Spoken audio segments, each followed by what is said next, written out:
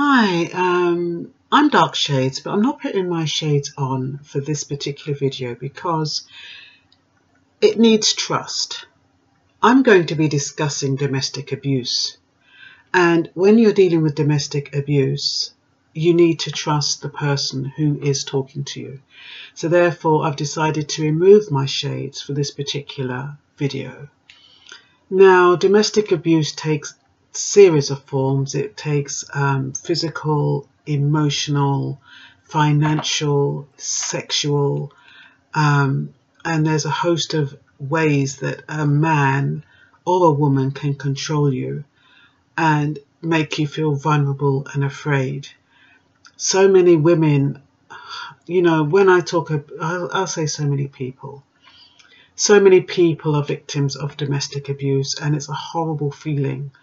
Knowing that you're going home to someone you're afraid of, knowing that you can't get away, that feeling that you can't get away, whether you're trapped through financial, whether you're trapped through the fact that you have children. Perpetrators of domestic abuse know who to abuse. They see the signs of weakness. They normally go for people who they sense are vulnerable, and who they sense are needy, and who they sense are alone.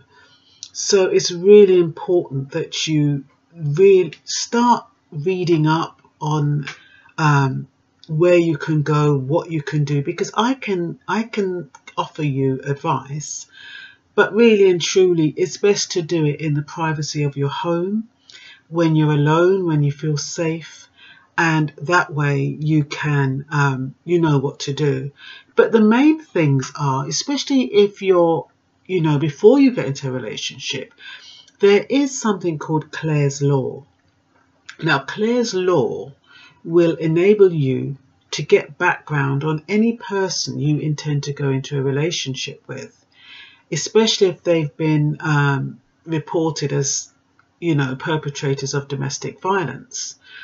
What you can do, or I think it's other crimes as well, but what you can do is you go to the police station, and provided previous victims have reported it, you can actually get information to at least know that the person that you're with is not a perpetrator. These days you just don't know who's who. If you're already in a relationship where you are a victim, you're either going to have to go to victim support and go to a refuge or something, especially if you haven't got family. Normally people who are in those kind of situations, the perpetrator knows the family, and the victim is not going to put the family at risk. Normally, if he's aggressive, they don't want him to go to the house and start chastising and being obnoxious to members of their family. So but there is victim support, like I said. There is Clare's Law that you can, if you haven't got into the relationship yet, you can check somebody's background. And a lot of times you can kind of tell beforehand. It's very, very subtle. But normally perpetrators of domestic abuse are very possessive. They come over as really caring for you in the beginning. They're very clingy, and they follow you everywhere, and they want to know everything that you're doing. And at first, depending on your mental background or your mental state of mind, that can be quite flattering in the beginning. But then you find that, when they don't know where you are, they start getting aggressive. Or they'll follow, they'll chastise you, and they always calling you, harassing you on the telephone and things like that. So it's really, really, it tends to be a build-up. But if you know the signs beforehand, somebody that wants to get into you too quick, somebody that wants to settle down too quick, somebody who wants to move in too quick, somebody is showing you too much attention too quick, and you're thinking to yourself, well, why is he into me like that? Not that you're not a great person, and not like somebody can't be into you, but normally it's something deeper than that. So you need to be careful. So yeah, so basically try to protect yourself as best as you can. I know being in a domestic abuse situation is very, very frightening. It makes you feel so alone, you feel so isolated. And I don't know if you saw Sleeping with the Enemy. That's what it was like. You know, you're watching, he's watching you, you're trying to plan your escape, but you don't know how to do it. But she managed to get away in the end. He didn't know she had learnt to swim. He isolated her in a place where he knew she was afraid of the water, and he tried to take her out and make her even more afraid of the water. But Sleeping with the Enemy, she had to learn to swim and overcome her fears. And that's like when you're in a domestic abuse situation, you have to overcome your fears. You have to be in a position of strength. A lot of people who abuse are cowards themselves. When you stand up to them sometimes, I'm not saying you should do that because only you know what that person is like. But sometimes they back off.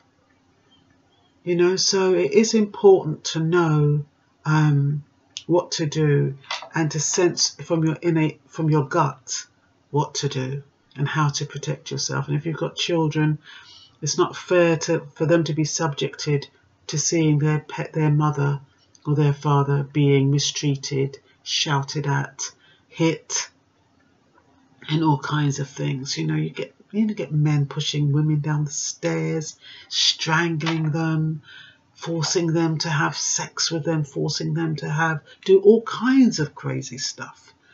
The poor woman, she's so afraid she has to do it.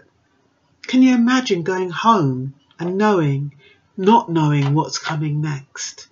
Not knowing that if you say the wrong thing, if you look a certain way, you're not going to get a buff around your face or whatever. It's not nice. So females in particular, do try to protect yourself. Do try to look at the signs. Do try and make plans to safeguard yourself. Look at ways, you know, plan slowly. You don't have to do things quickly. I was in a pseudo domestic abuse situation. Mine was more to do with control, but it was abuse all the same. And I just had to chip. But not everybody can do that. You know, I remember I had a friend and she was in a relationship where she felt as though she was a sex slave. And I remember saying to her, you just need to chip. Because I knew that's what I would do. But the thing is that not everybody has the same strength. We don't know people's backgrounds. We don't know what they've been through. So you can't always advise people. Some people say people are silly staying in a relationship. You don't know what they've been through. You don't know their past. You don't know their history. And for some people, they cannot chip. They cannot leave. They don't feel they have the strength to leave. So they stay. And, you know, this particular female, she ended up committing suicide. It was so, she just didn't know what to do. So we don't want that to happen. And so when people are giving advice, they need to know that they're not coming from the same place as that individual. That individual may not have said everything that's happened in their lives. They might feel frightened to say everything that's happened in their lives. So when you're telling somebody, oh, leave, you can't do that because you don't know what their history is or what their mental state is. You can offer them advice, you can signpost them, and you can let them know that help is available if they need it. So when they are in that place of strength and they are in that place of, you know, resilience, they will take the correct action for themselves and their family. Anyway, this is Dark Shades without a dark shades on, but I'm going to put them on just to end the video. And I hope this has been very helpful and useful for you. Okay then, until next time, over and out.